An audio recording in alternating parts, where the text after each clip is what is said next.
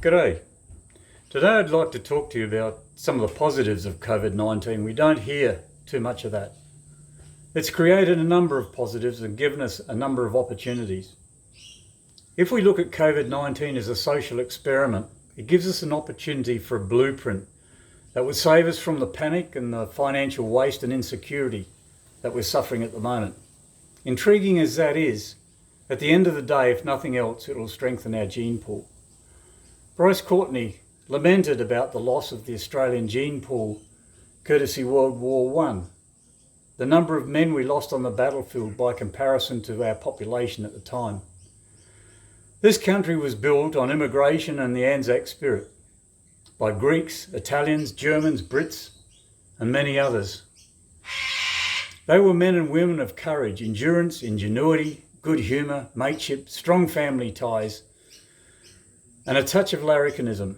They were stoic, laconic, and disdainful of class.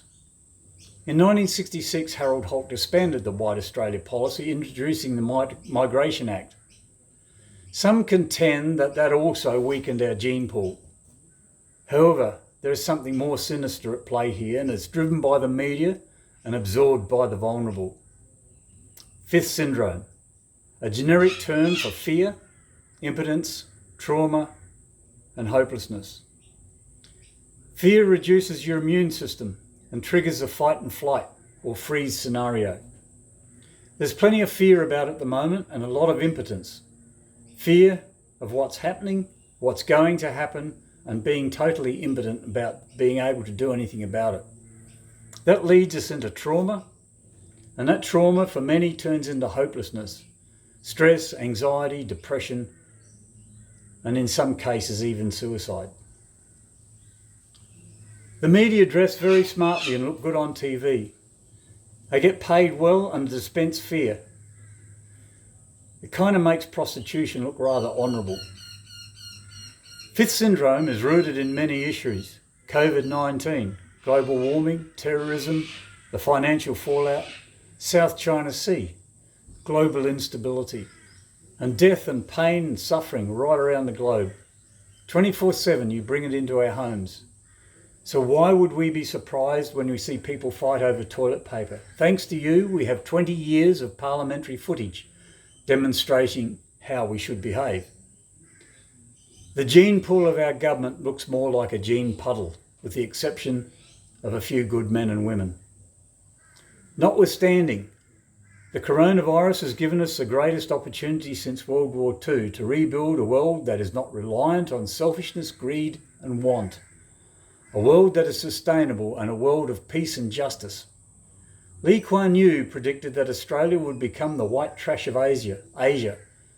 So let's not let that happen. It's time we learn to stand on our own 2 feet. It's time we as a nation learn to stand on our own 2 feet. It's time we learned as a culture to stand on our own 2 feet. It's time we learned how to be proactive, because being reactive is being a slave to one thing or another. Instead of the government throwing money to the wind for the 800 to 1 million potentially unemployed, we need to demand a bit better value for money than that. We want some bang for our buck.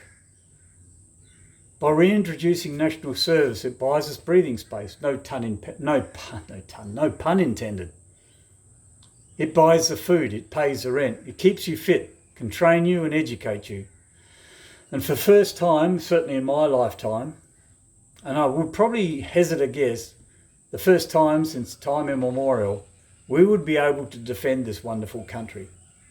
This is a win-win-win situation. No longer would we be an offensive force that gets roped into doing other people's dirty work. This is not a waste of time, money, or effort. We could build infrastructure that would support it.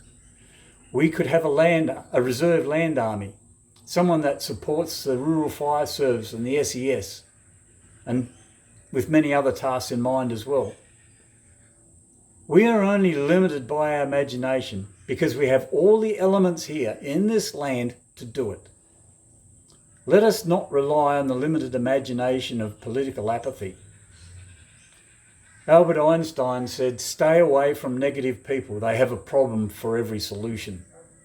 So if you're going to put your hand up and complain about this, you're just telling me that you've got limited imagination and political apathy. It would secure this nation for our children and grandchildren and give us some national pride. Come Anzac Day, contemplate the words of John F. Kennedy. Think not what your country can do for you, but rather what you can do for your country. The strength of a nation is only a determination of its people. Thank you for your time. Thank you.